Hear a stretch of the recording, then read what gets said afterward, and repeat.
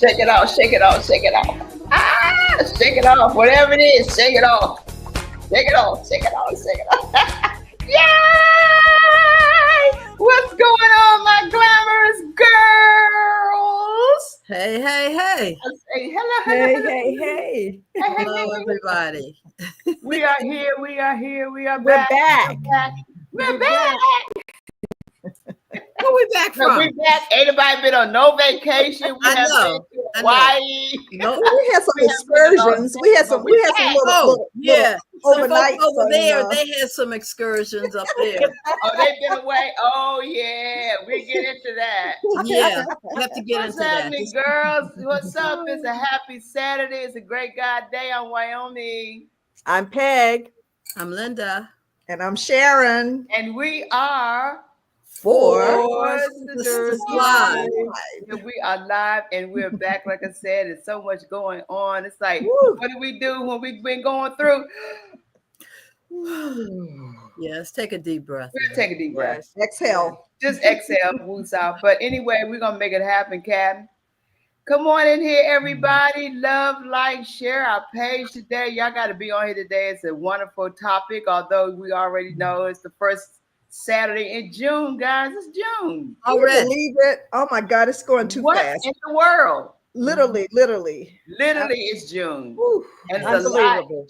It's June, Peggy, and it's a lot packed in this 1 month of June. I'm still trying to play catch up. Yeah. It's coming in like a lion. I'm trying to catch up from January. I'm telling you guys. Shit, wait, hold on. It's June. Well, hold on. Slow down. You only have 6 more months to get it right. Okay. Yeah, right. Girl. And I'm telling you, and that is something to look at and look forward to. Say, okay, God, I got this much time, I got this much time. But granted, we're here to make it happen. Each day He gives us to wake up, we have another chance to make it and get it right. You know what I mean? Yes. That's But right. that's a blessing. I don't take it for granted. I don't take these days for granted. I don't take anything for granted at all. Even more so now than ever. We cannot afford to. So again, everybody come on in, like, love, share the page, hit them hearts up, put those likes up. We got to get our algorithm. Likes and shares. Yeah. Wake up, everybody. Hey. Wake up, everybody. No more sleeping in bed. Not today. Hey, Terry. Come on, Terry. Come on, tell everybody, Terry, get the word out. Come on, get the word out, everybody. We got a lot to do. We got great guests today. Today is our topic of segment of domestic violence, DV, however you want to pronounce it. It's a problem. Yeah, it's a problem. It's just a problem.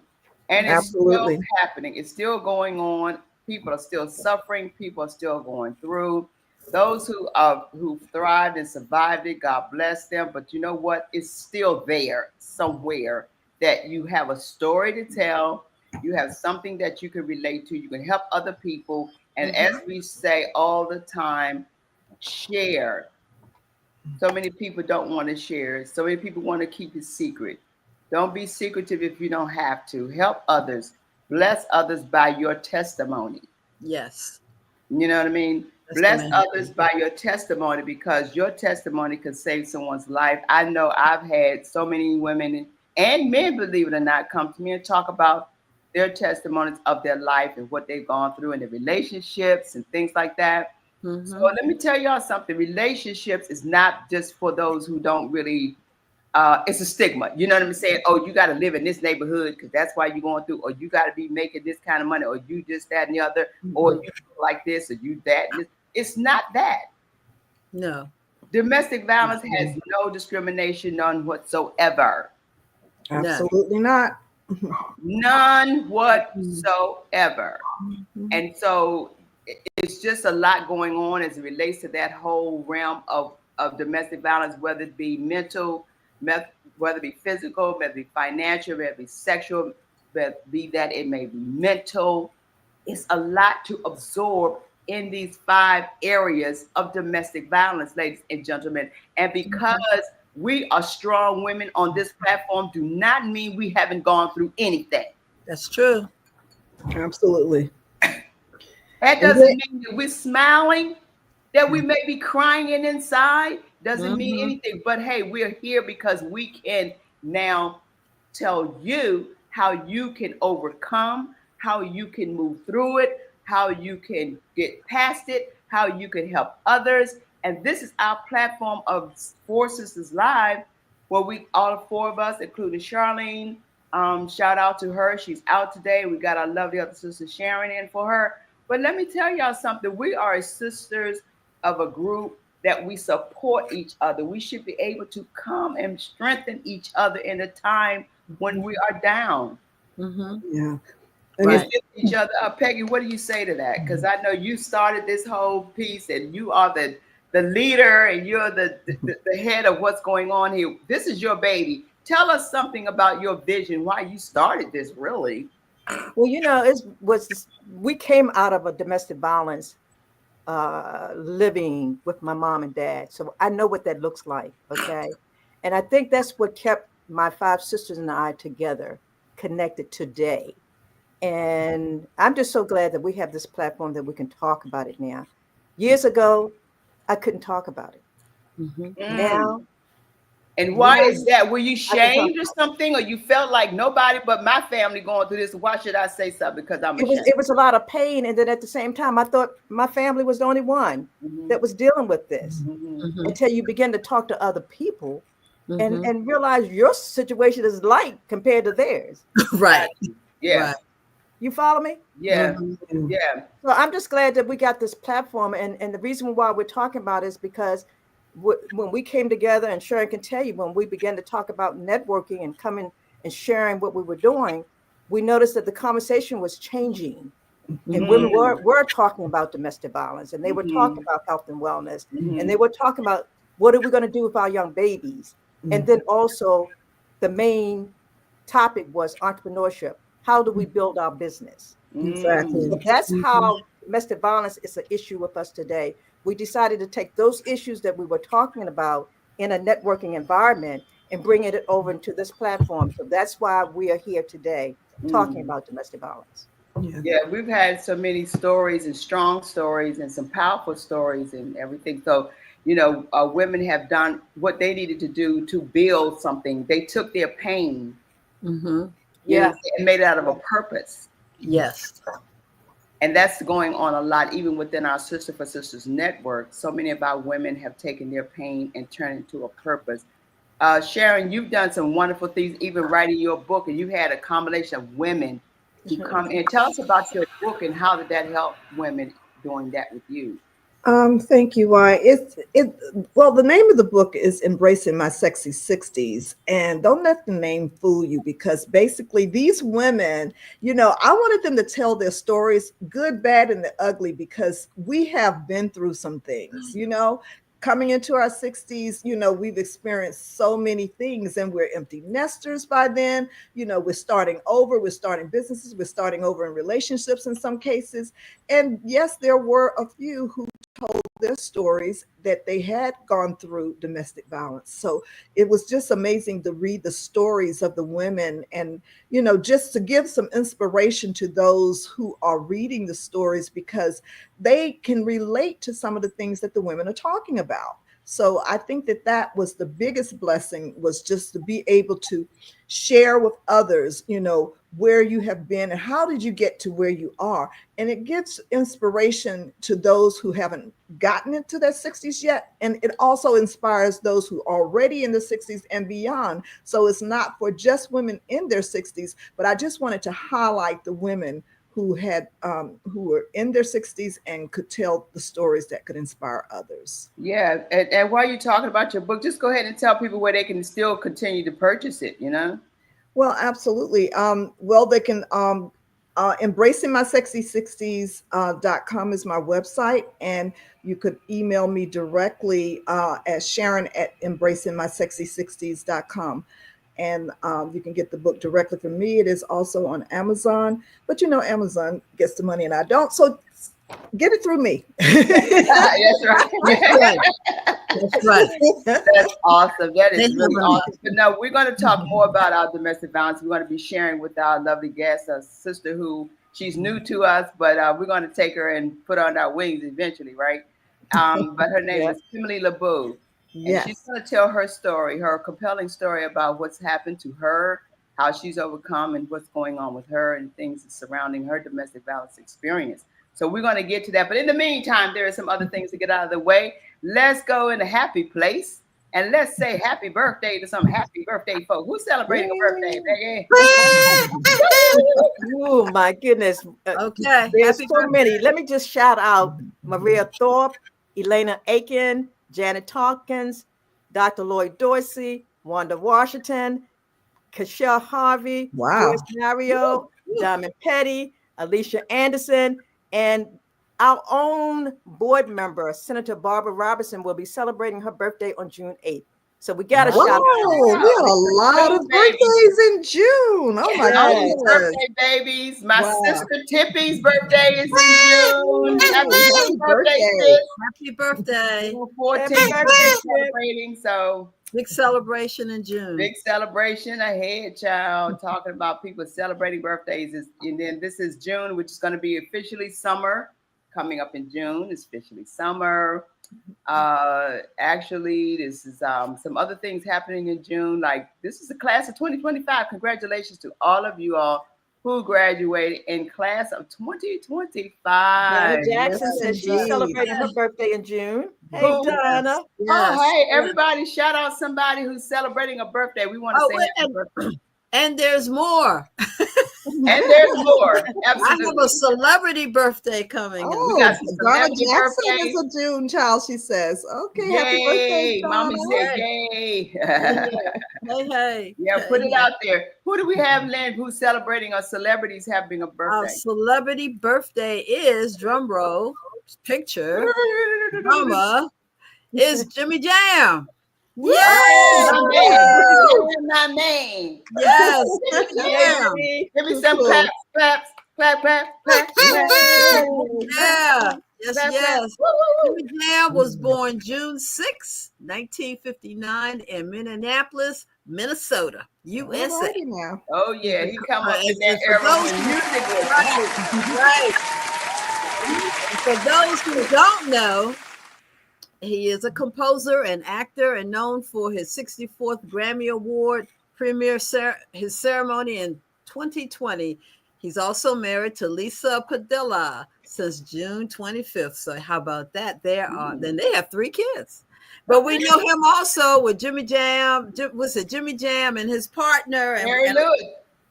Terry Lewis, yes. And also Babyface. All of those guys are together. So if you don't remember who he is, he's a part of that big crew. Yeah, you had Prince in that whole era right there. Oh yeah, she definitely had Prince in that Minnesota. Yes. Oh yeah, yes. Yeah. So it was a lot going on during that era. So happy birthday to you, Happy birthday, Jimmy Jam. Yeah. And so we also want to acknowledge this is June is Black Music Month. Yes. Yeah, so many people in the industry have contributed to our music as a culture, and I'm telling you, we have made it through just music. Music is healing. Music can go either way. But we've partied off of music, we've cried off of music, we've danced off of music, we've laughed. So many things that music has brought into our lives. So this month is designated as Black Music Month, of course. I just think we have the best era for music right here. I'm telling you, this woman. Where did she go? Aretha. Okay, Aretha Franklin. Oh yeah. We're dedicating this day today of Black Music Month to the Queen. Right. Queen. Yes. We're to the Queen. Yes. All hail to the Queen. Yes. Yeah. Hey, why? Is that what they call the beehive hairstyle? Yeah. I never knew about that. I didn't wear that. Y'all wore that. That was the beehive. Right. You're right, Peggy. we had the best era of music, and it's still pumping now. Can you believe it? Like how many years? Whoa. Yes. You cannot deny our music at all. It would forever live. Yes. Yeah, because in 1967 on June 3rd, Aretha Franklin #1 song was Respect. R-E-S-P-E-C-T. Okay.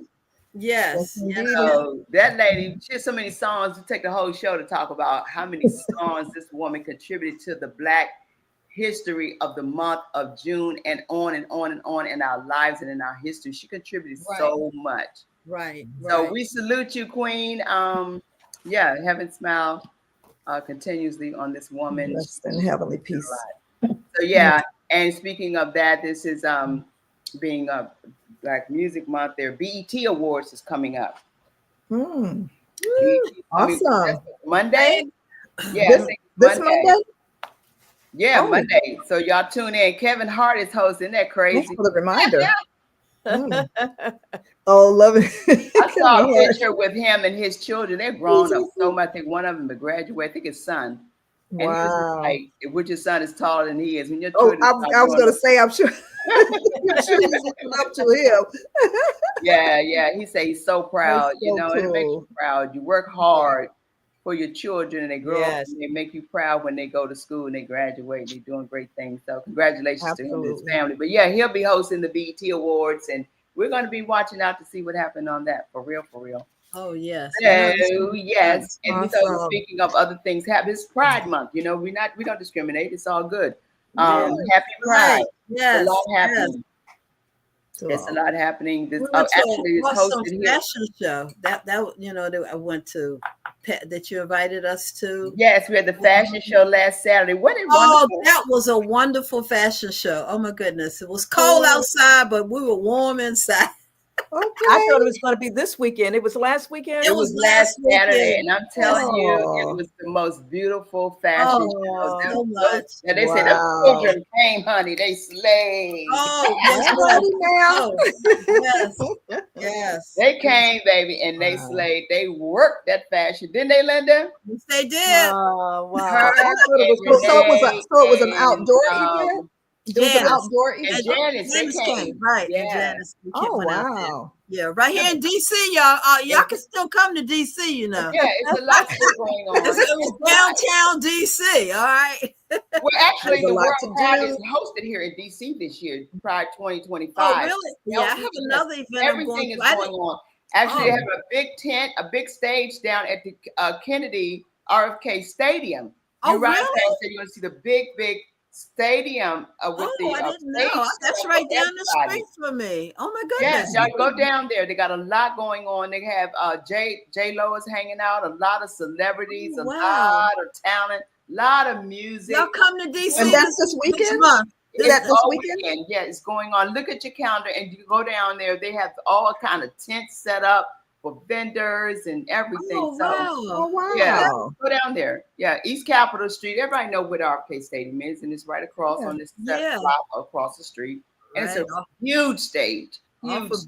Going down Benning Road, y'all. Keep on down. As we move right along, we got some hot picks. What's going on in the world, girls, with these hot picks? Oh, you know what? Oh, okay. Go ahead. Y'all don't let me forget. Now I got a breaking news, not shaking news, but I got a breaking news. Well, which way you want to go, sis? You want to go with breaking news? Go with your you might forget. Let's go with the breaking news, though. Positive stuff. Women's single French Open. Coco won, y'all. Coco won. Yes. Coco Gauff versus Arena Salablinka. I don't know her name. I don't care. I just want to make sure our girl gets the I got to give her a 2. Give her a 2. Yo, Linda. Yes. And that's live. That just happened. Just want to let you know. Oh wow, that's hot. All right, I like breaking news. I like breaking news. So let's go to hot picks, then we'll come back to what's happening what's shaking in the news. We'll do that after. So go ahead and do us the hot picks, Peg. Okay, this one here, the Motown explosion. Guys, you know how we love the Motown sound, right? Yes. Speaking of Prince George's County is hosting it tomorrow. what can we say? But if you love Motown, you need to show up. And it's going to it's a benefit. They're raising funds and money for CTV here in Prince George's County, Maryland.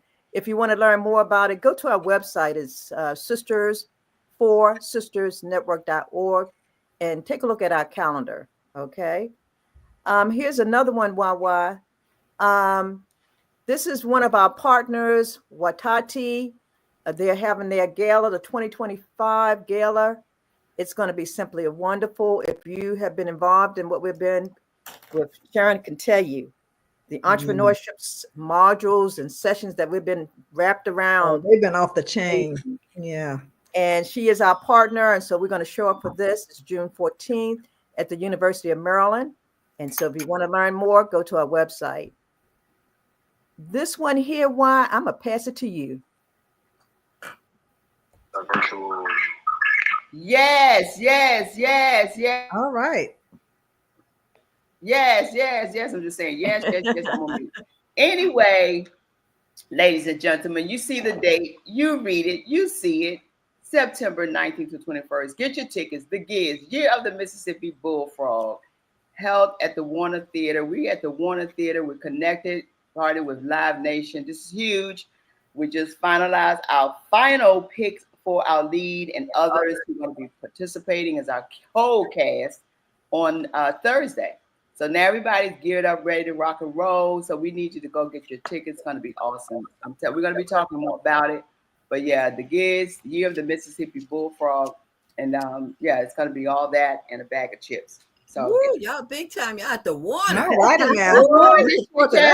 At the Warner with live nation. We have yes. So that's exciting in itself. Everyone is so excited. So yes. Is it sort of kind of off the W? Huh? Is it sort of kind of off the W? The Wiz or no? Yes, it is. It's the adaptation of that. Yes. Okay. It's a go Giz. The Giz. I like how y'all do that. I like how you take that little letter out and put it. I know, right? I love it. If you haven't seen her plays, you have to go. Everyone, you have to go. It's so fun. If you need some laughter in your life, that's where you need to go. Absolutely, sure. Absolutely. We're going to be bringing some of them cast on them so that we can kind of, get you all to know who they are and familiarize yourselves with what's going on and talk about the whole production as well. So stay tuned for that. And but yeah, in the meantime, what's shaking in the news? Oh Lord. Oh gosh. What's shaking in the news? We had a bro. I know we had a bro fallout with our president and his sidekick. Yeah, that's. I call that the big beautiful mess. That's a big beautiful mess. Yeah, it's a big beautiful mess. I know we talk about certain things that's going on. That's shaking in the world politically. We're gonna get more involved with some things that we really need to be educated. Because I'm telling you, everybody's not watching the news. No, that's why everybody didn't vote. Because some people are stuck on whatever they feel they need to do. You see what I'm saying? Mm-hmm. Mm-hmm. I can't understand why they didn't vote. It was just no excuse. I don't care for those who did not. And now for so many people now that are suffering because of what has happened, you need to look at yourself in the mirror and ask yourself, if you didn't, why didn't I? Because your family is suffering now. You're suffering now. But the bottom line is we got to get some positivity out there some kind of way. So look for it, work for it. You got to do your own thing. You really do. Donna wants to know what's his latest. Well, of course, there's the feud between him and Elon Musk, who is his sidekick. And so everything is just sort of blowing up. So because you really got to tune into the news to get at least to be up to date, because every day something is happening. Every day.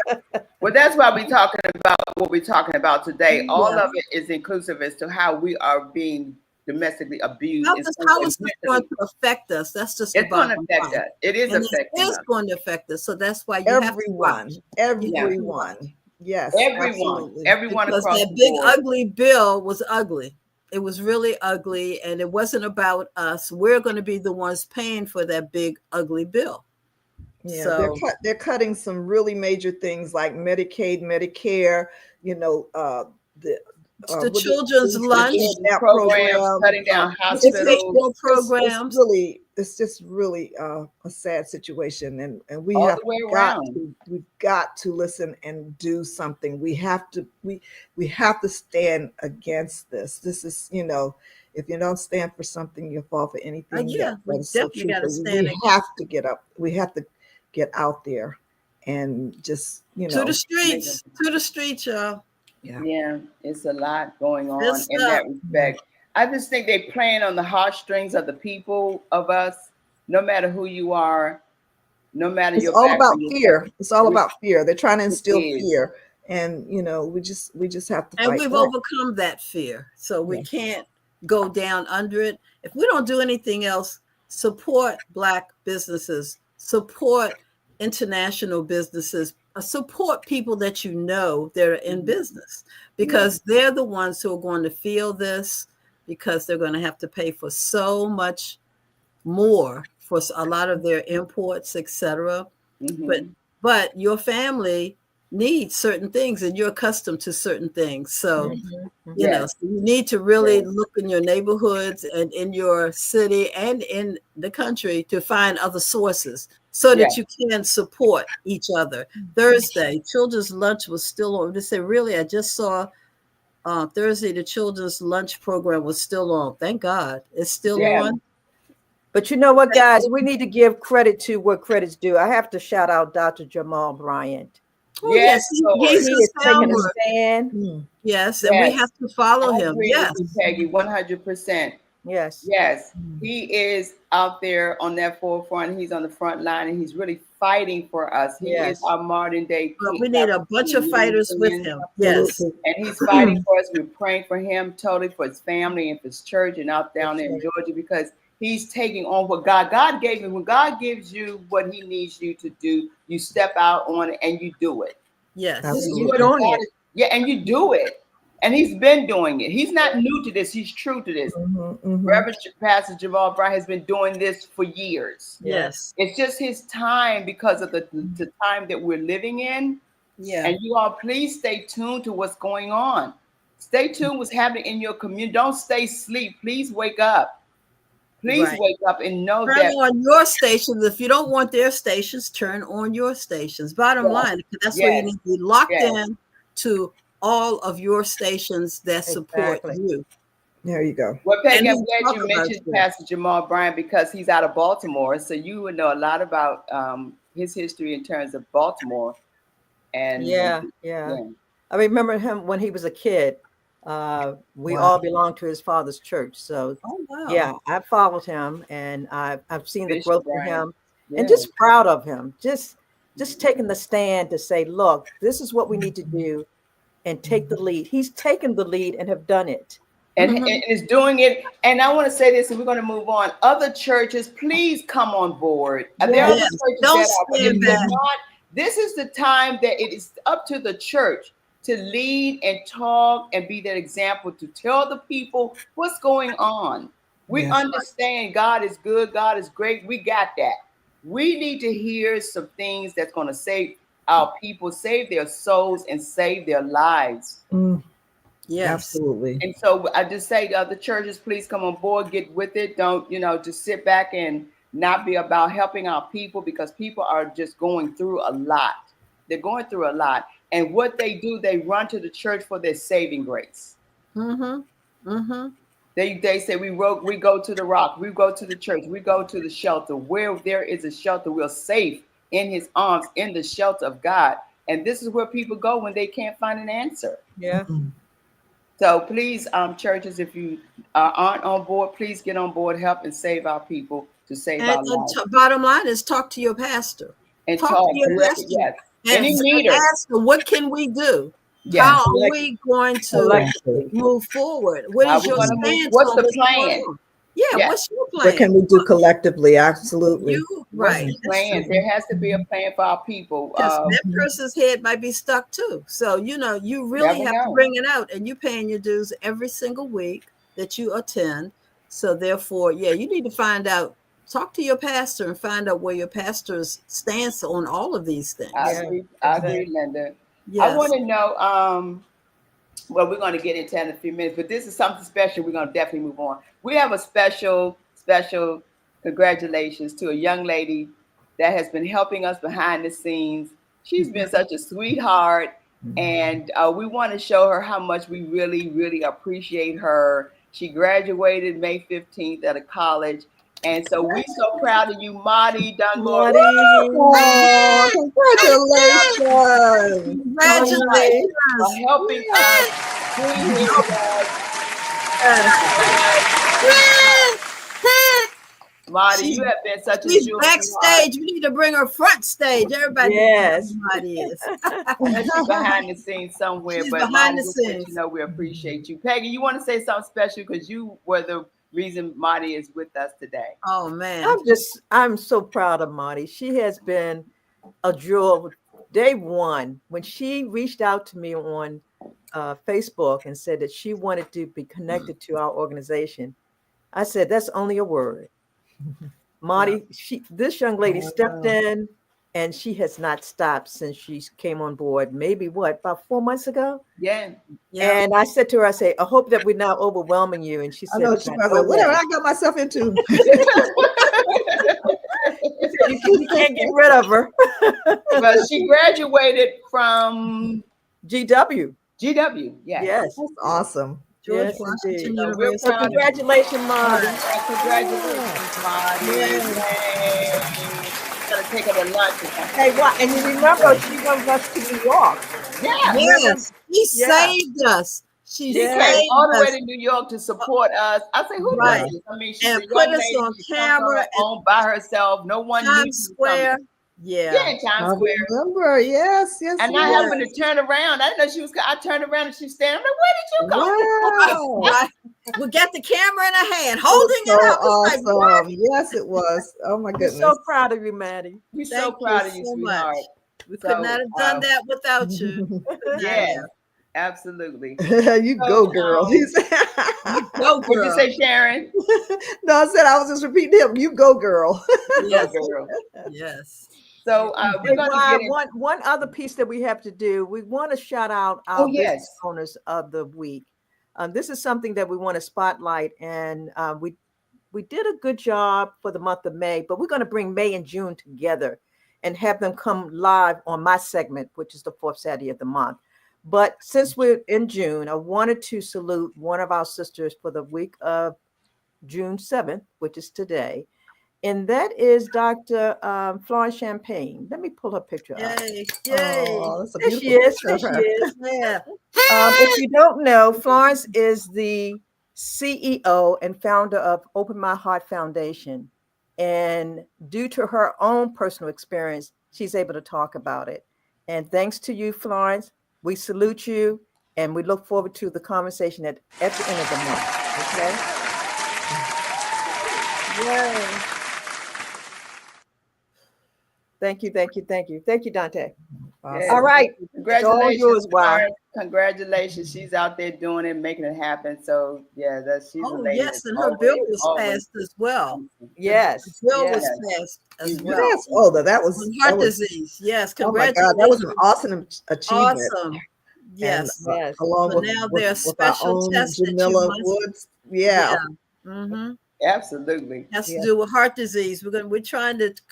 She's bringing awareness with Open My Heart Foundation to heart disease, especially women, but men as well. But we all have to take care of our hearts, but we have to make sure the monies that we pay our doctors for tests, that is included in our tests. And she's gotten it passed in Maryland.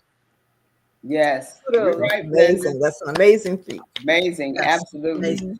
Absolutely. Yes. So we're going to switch gears here to go into our actual topic for today, which is domestic violence, and bring our guest on. Before we bring her on, just want to read a couple of things as it relates to this. June is Mental Health Month for men. Mm-hmm.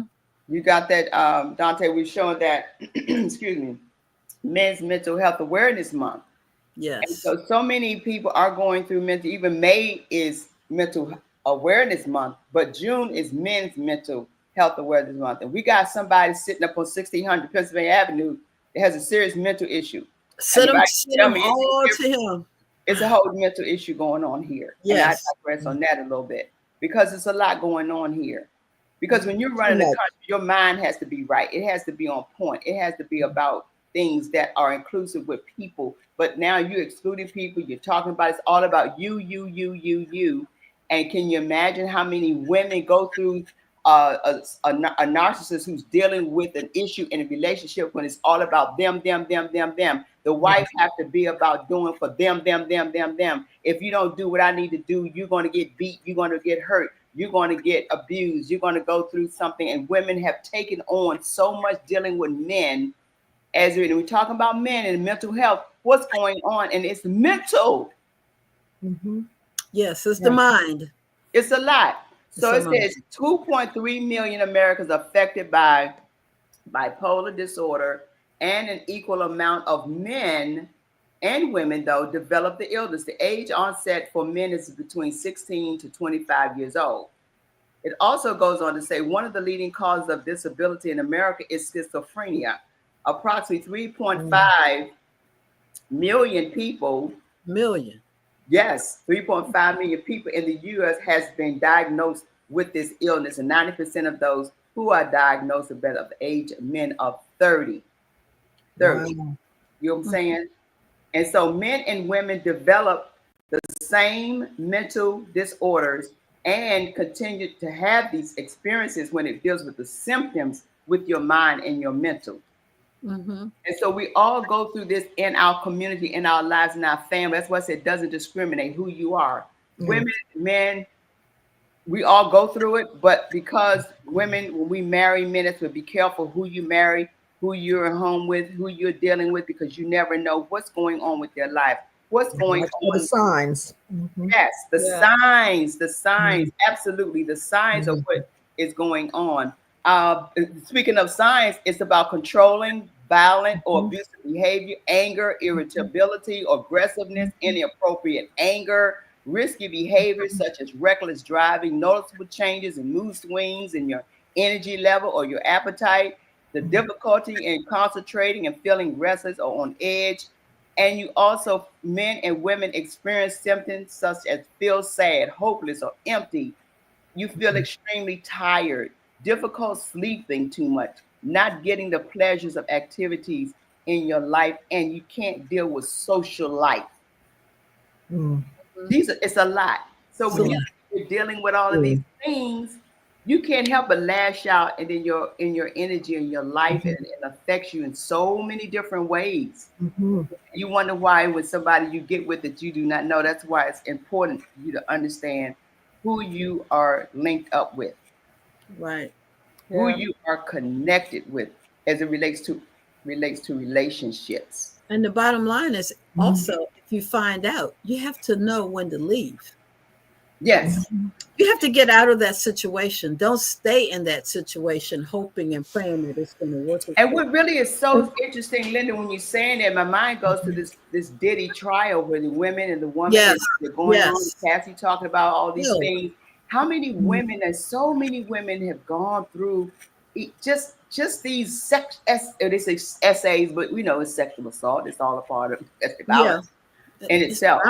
It's violence. It's part of that. Yeah. And when you deal with it, it's so heavy for women. Anytime a man is going to still abuse you and a woman is on her menstrual cycle, that is crazy to me. Yeah. It's crazy. Sad. It's sad. Yes. Yeah. Sad. And you know, people will always show you who they are.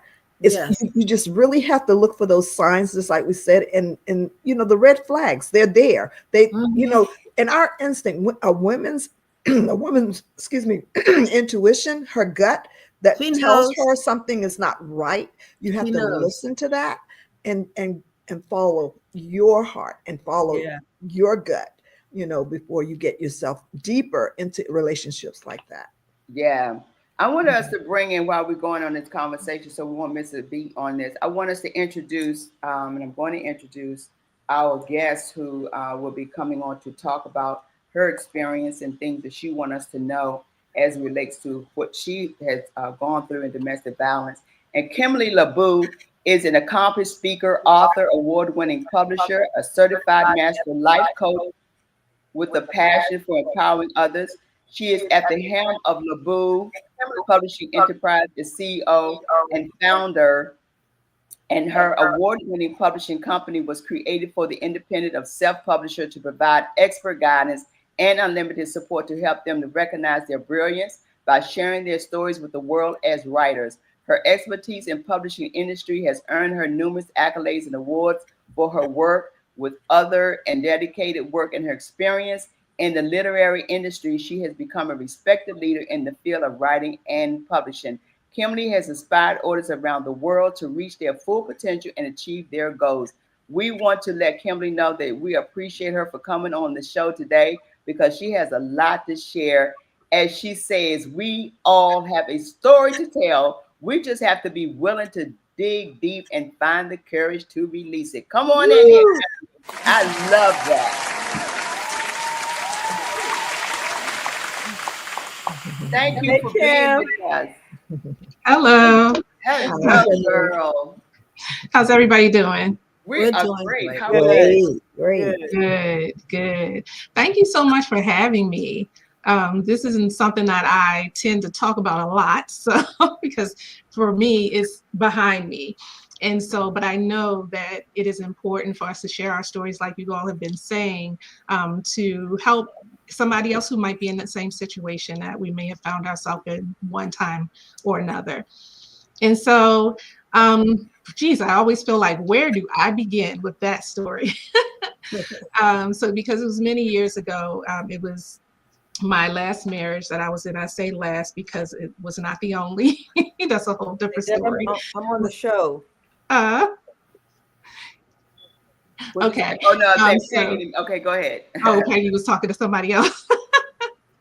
But so I found myself in a situation. Let me first say that growing up in my family, I had seen some people in my family experience, some women in my family who experienced some sort of domestic violence. But with several of them, I saw that as soon as it happened, they got out. And then, I also saw the other extreme of it, someone who stayed in it way too long and was brutally assaulted over and over again and ended up in hospitals. So I saw both extremes. So I saw it from, what it looks like to leave and what it looks like to stay. But I always associated domestic violence with physical violence because that is what I heard. That is what, I saw and always heard people talk about. And so when I ended up in a situation, but my first encounter with violence like that was when I was 18 years old, and I was, now they would call it dating violence. A young man that I was dating tried to physically choke me out. And while he was doing it, he referenced, the last person that I dated, I choked her until she passed all the way out while he had his hands around my neck. And the only way I got out of that situation was because one of my cousins, before he went into the military, left me a set of nunchucks, those heavy stick things that you twirl, and I had them under my bed. And so when I hit the floor, that is what I reached for. And then I was able to use them effectively to get him off of me and out the door. And when I called the police in that situation, I told them, they asked me, did I want to press charges? And I said, no. I said, if you stay here long enough for me to get my things, I will be out of here and you will never have to visit this address again for this situation. And that's what happened. So that was over. It's because it had been demonstrated for me. If a man puts his hands on you, get out. So when I found myself years later getting married again, I told my husband, I said, there are two things that can make me in this relationship. One is infidelity, because I had dealt with that in my first marriage, and I said, not doing that again. And the second was any kind of physical violence, domestic violence. We don't do that. So I said, okay. But what happened with that is, I think in me saying that, it felt like I gave him permission to do everything else but hit me. So I was often verbally abused, emotional, mental. It became really, really bad. And it was from literally almost day one. Because we had bought the big beautiful home in the nice neighborhood and had all the stuff going on. At the time I was speaking, I had a mentoring program that I was running for young girls, teaching them not to accept domestic violence. If a man puts his hands on you, leave. Same thing I was taught. And so from day one, when we moved into the house, it was a situation. I had 2 young sons, both boys, and the adjustment for that was really, really hard. And he didn't deal with it well. And so the very first incident that happened was probably like maybe 2 or 3 weeks after we had all moved into the house, because me and the boys moved in first. Then after the wedding, he moved in like 3 weeks later. And we had gotten into an altercation, and he had one of those dinners. It was the microwave dinner, and I remember it was a hot, creamy chicken Alfredo. Mm. And he took that. When he got mad at me, he had just heated it up. It was piping hot. He was across the kitchen, and he took that entire meal and threw it across the kitchen at me. It went up on the ceiling. It went across the glass table, the dining room table, across the island, everywhere. And my boys were upstairs playing video game. And I was like, oh my God. Like, I just didn't even know what to do with that. But I knew it was bad. I was like, if you are willing to go to this extreme, and I had not seen that. We dated 3 years prior to getting married. I had never seen that. And that level of anger. And so when he did that, I was like, oh my God, what do I do with this? I didn't want my kids to see what had happened, because I didn't want them to see him in a different light. So it was always about protecting him. And so he slammed the door, went in the basement, and I'm in the kitchen frantically trying to clean this stuff up, because I don't want my kids to ask what happened, because I don't want to have to out him. Right? Wow. So that was the very first incident. And in that moment, my view of him shifted drastically. And we're just weeks into our marriage. So I'm like, oh my gosh, like, what do you do with this? I'm married again. You know, we're in the church. Everybody's got opinions. And I just didn't know what to do. I didn't want my kids to be upset. I didn't want people to view him in a negative light. I still wanted them to respect him. I didn't want to ruin his reputation in the church and the positions that he held. I didn't, you know, as we went on and things escalated, because they did escalate from that point, didn't want him to lose his security clearance. We both worked for the federal government at the time. I was always worried about what will happen to everybody else. And in the meantime, I was losing myself, and I was walking wounded, right? Always smiling, always having to have the face on so that nobody knows what's really happening. And I think that's what a lot of women do, is we dress it up, right? Because we don't want people to know that it's as bad as it is. So I say, you know, things escalated, you know, we tried to get past that, but just living in that situation where, because my boys and I were really close, right? So we're always laughing and having a good time, and he hated that because he felt like he wasn't included, but nobody was excluding him. So it just escalated things. And I know another incident that happened was one night he got really angry, and he kicked a hole in the bedroom door, because he just came through with his foot first, kicked the hole in the door, came forging at me. But I looked at him like, what are you doing? And I took a step back, and he just stood there and looked at me, and then turned around and walked back out and slammed the door again. But he began destroying the house. He was breaking up stuff. I was like, oh my God, I got to get out of here. I was at home by myself that night. So I went out, got in my car, called the police. Police come, and they're like, the first thing that officer said to me was, what did you do to upset him? Mm. Oh, I was like, what? What? That's your Typical. first That's question. typical. Oh no. Typical. And they could see him physically upstairs in the bedroom, like ripping the curtains down, kicking stuff, like he was damaging. I told the guy, I was like, what difference does that make? Can you like go in because he's destroying the house? And he said, well, it's his house. There ain't nothing we can do about it. Oh my gosh. Like, you have got to be kidding me. And so he asked me, he said, well, do you have the key? I was like, of course I have the key. I live here. He said, is your name on the deed? I said, yes, my name is on the deed. This is my house. So anyway, he asked if he could go in and talk to him. He went in, went downstairs in the basement. They asked him if it was okay to approach. And he said, yeah. He was sitting in the basement like nothing had ever happened. I just mentioned schizophrenic. He was a musician and he was playing the organ just like nothing had happened. When they approached, he stopped playing.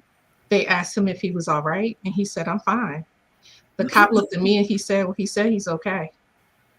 I said, well, how about you take a walk upstairs with me and I'll show you how okay he's not. And I showed him all the damage that he had done. He had put a big crack inside of the television, ripped the curtains down, the big gaping door and a hole in the door, the whole nine. So anyway, they suggested that I leave. So I was like, okay. And so after it was all said and done, he called me and said that he would leave the house because he didn't want me and the boys to have to find someplace else to stay that night or whatever. And he did leave. And so I called my best friend. This is like 11 o'clock at night. Called my best friend. And I'm like, can you come to the house and help me? Because now my mindset is I have to fix this before the kids get home. I think it was one of my son's prom nights. So they were out of the house. My oldest was at Morgan State University. He was going to college at that time. My youngest was at his prom. And so I told her, can you come and help me? We took the door off the hinges. We took a door from the basement, replaced the door upstairs on the bedroom door because I didn't want them to walk and see that. And when I was leaving out of the garage that night, he had taken a bar stool and he had thrown it so hard while I was trying to back out of the driveway that the legs of the bar stool stuck in the drywall of the garage. That's how hard he threw it. So we are patching up holes and all of this to avoid my kids knowing anything was wrong. Oh no. Oh wow. Yeah. And so going through all of that, it was terrifying. And I had gotten to the point where I was sleeping with a knife under my mattress on my side of the bed. At the time, I was sleeping upstairs, he was sleeping downstairs. It just got really bad. And so one night, he became furious again. He was yelling and screaming throughout the house. My son was in his room. And I'm like, I know he's hearing all of this. But I had previously told him because of the other incidents, I was like, pack a bag, put it in your closet, just in case we ever have to make a run for it. And that night we had to make a run for it. And so I said, get the bag. I opened the door. I said, I know you hear what's going on. And he said, yeah, Mom. I said, get the bag. We're going to sneak down the steps and we're getting out of here. And so we left at that point. We found a hotel. It was probably like 2 o'clock in the morning. Went to a hotel, stayed the night. He went to school. I went to work the next morning, just like nothing happened. And so I told him we were gone probably for about a week.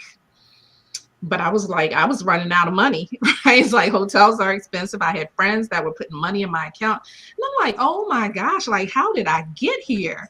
Like, I am an accomplished woman. I'm speaking on stages. I'm running a mentoring program. I'm doing all the things, right? Like, how did I get here? And so I got to a point where I said, I told my son, I said, we have to go back. But I promise you, he asked me, do we really have to go back, Mommy? I said, I promise you, we're going back, but we're going back in order to exit with a plan. He said, okay. I said, I just need a little time to set it up so that we're okay. So he said, okay. And so that's what happened. We went back. We pretended. My son said that we were some of the best actors Oh my goodness. Yes. Because in my head, I'm playing this out as a movie. Yeah, Right. I felt like that, right? But it was my life. And so I remember I had a conversation with a girlfriend of mine. We were at the Wegmans in Columbia on the upper level. I remember exactly where we were. And I'm telling her some of this stuff that was playing out in my life. And I said to her, I feel like telling you this story. I feel like an abused woman. And she looked at me and she said, is it because you are an abused woman? Yes. And but before that point, like I didn't, because he had not physically hit me, I didn't recognize it. Right, exactly. Like that, right? Because all I knew was domestic violence was physical. And I had not experienced that. And so when she said that to me, it just hit me like a ton of bricks. And I was like, wow, I really am. And so I was like, whew. And I remembered at that point a conversation that I had with a girlfriend years prior that was going through a domestic violence situation. And I asked her, I said, if you saw yourself on Oprah, because Oprah was on at the time, if you saw yourself on Oprah, or you saw a woman on Oprah telling this exact same story that you're experiencing, what would you say to her? What would you be yelling at the screen? Get out now, right? But I just didn't recognize it. So at that point, I was like, wow, I've got to get out of here. And so I did. I put together a plan. And that's a lot of times we say, get out, get out, get out. But as women, we really have to be strategic about how we depart so we don't get ourselves killed. And I knew I was in a situation where I couldn't tell him, I'm leaving you. Yes. Like he was too unpredictable. Yes. So I knew that probably like 4 to 6 months down the line, he had a conference that he was going away to. And I planned for it. That while he was out of town, I had the U-Haul truck. It was me, my best friend, my kids. Back up the U-Haul truck, back it up far enough that people can't really see what we're doing because I don't want any of the neighbors to alert him that anything is going on at the house.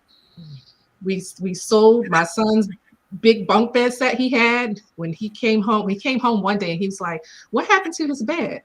And I said, oh, I had to get rid of that one because we're buying another one. He's okay sleeping on the mattress. Because I said, when we get ready to leave, we can't move this big thing. So I came up with all kinds of stuff, right? We were putting stuff away, putting stuff in bins, anything we could to get ready. I finally went, I prayed and I was like, God, I don't know how to do this. It was like my life, everything else about my life was amazing, right? I was doing all the things. And I was like, Lord, but this train is moving. Like, I don't know how to slow it down to get off or to let him off and keep moving. And so I just prayed about it. And I didn't know how financially. I was like, we got a mortgage here. Like, how do I go? Yeah. And I was worrying about all the wrong things because God really did have me. And when I finally made that move, took that step, I went and got a little 3-bedroom apartment for me and mine. Moved in there. And it was so, so, so peaceful. But that relationship did so much damage. I didn't realize how much it damaged my youngest son, because like I said, my oldest was off at Morgan State at the time. But my youngest, but he still felt it too. But my youngest took the brunt of that. And really, I didn't find out until later on how much that whole saga impacted him until he wrote his own book. And I was like, my God. But once I left there, everything changed. It was probably like about a year after I left is when I had the opportunity to move to Hawaii. So me and my youngest, we moved to Hawaii on the island of Oahu. I lived there for 3 years, and I felt like God said he was picking me up out of this place of chaos and setting me in an atmosphere of peace. Mm-hmm. Where I went on my healing journey from all of this. But you are so brave. Wow. That is so awesome. Really short version. Oh my goodness. But You yeah. have really braved through your life, and Mm. this is the stories we're talking about. Mhm. Telling it so that you can heal and help someone else who may have had similar stories, may Yeah. have been worse than yours, and you be thinking you're going through somebody had a Yeah. situation that's even worse Yeah. than yours, and some people didn't Absolutely. make it out of the relationship, first of all. Exactly. So thank Exactly. God you are alive to tell it. You see what I'm saying? Yes. Absolutely. And we're thankful Absolutely. that you were able to come on to share with so Right. many women. I'm gonna just like digress because we normally be almost wrapping up. I'm gonna give us at least 3 more minutes to go over today for you, because I feel in my heart and my spirit we need to bless someone who needs to hear this. Yes. Understand that this is real. It's But real. yet they came through it. So any one of the ladies, y'all could just ask her a question apiece so we can extend these 3 more minutes. I just wanted to know how long were you in the second marriage before this started? 6 years. I was in that marriage for 6 years. Wow. Okay. And he was a church man that did I hear you say Oh my somebody? God, yes. Oh, okay. And because and that was one of the biggest things was trying to protect his reputation. Image and Yeah. reputation. His But image that's what we within do the as church. women, Kimberly. We always try to save and protect Somebody Everyone else. somebody Yeah. else but our own self. Yeah. And I would go to church and people would say, "Oh, your husband is so great. He's so wonderful, blah, blah." And I felt like slapping people in church. I ain't gonna lie. Oh, wow. It's like we would be in the same service, hear the same word, and come home. And we would get in the house first because we would drive separately. And then he would come home. He would come through the door, slam the first door, go slam the other door, and go downstairs. Like, did we not just leave the house of God? I hear Yeah, you. it was crazy. But did you Then you have ever a think? question then? No, saying, did you ever think? And as I hear stories like this, I always think of the spirit. We have our physical self and we have our spiritual self. And when I look at this instance, it's always and a lot of times it seems that the same person experienced the same thing at a different point in their life. So I believe it's a spiritual thing. This one person's spirit, your person's spirit, they met. That as opposed to you. You know what I'm saying? Yeah. That's how I look as every time I hear this, it always turns to me as a spiritual situation because spirits do exist. So, and I see how you try to hide like all women do. Even those women that we see in this big Diddy trial, they all hid it all. Yeah. For one reason or another. They hid it from everybody. But themselves, they were willing to go through this, but it was their spirit that kept them there. Peggy, you had anything? What do you think about as far as that? Did you see this at any time coming? Because of your relationships over the years.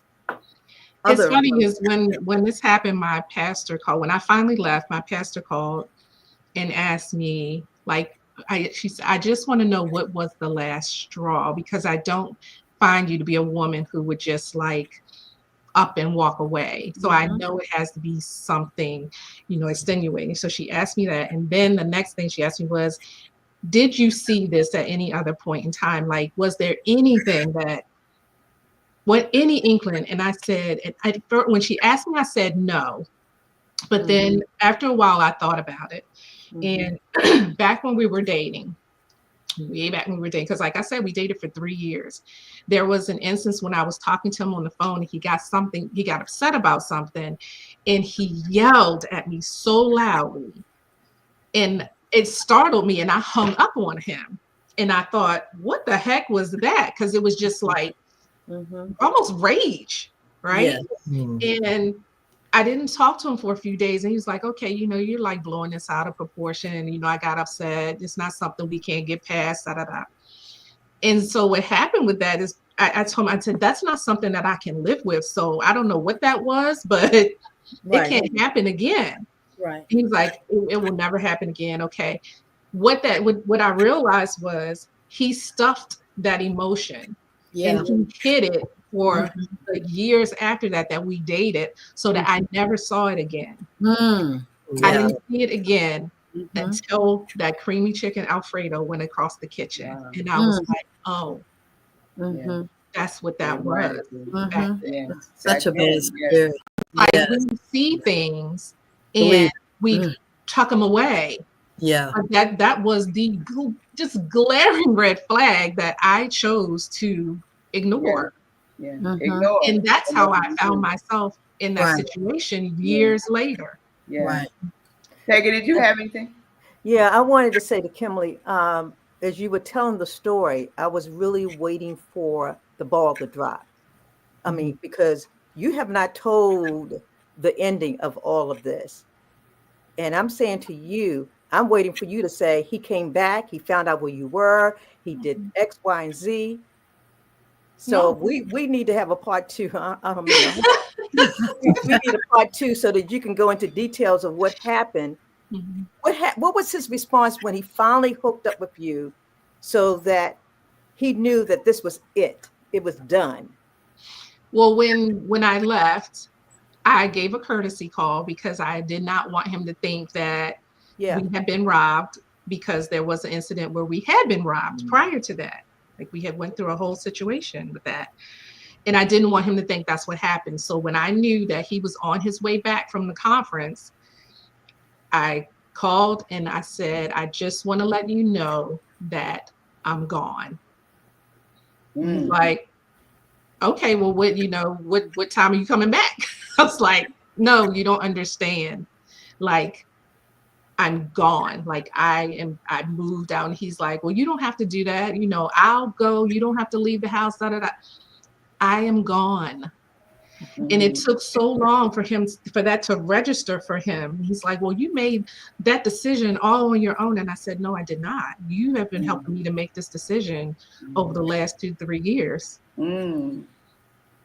And that was it. I said, I just wanted to give you a courtesy call and let you know. I did not let him know where we had moved to. And still, like maybe a month or so after that, he was still calling me, asking me, when was I coming back? Yeah. And I was like, I'm not coming back. This is over. This is done. And I think it didn't hit him until I moved to a whole nother island.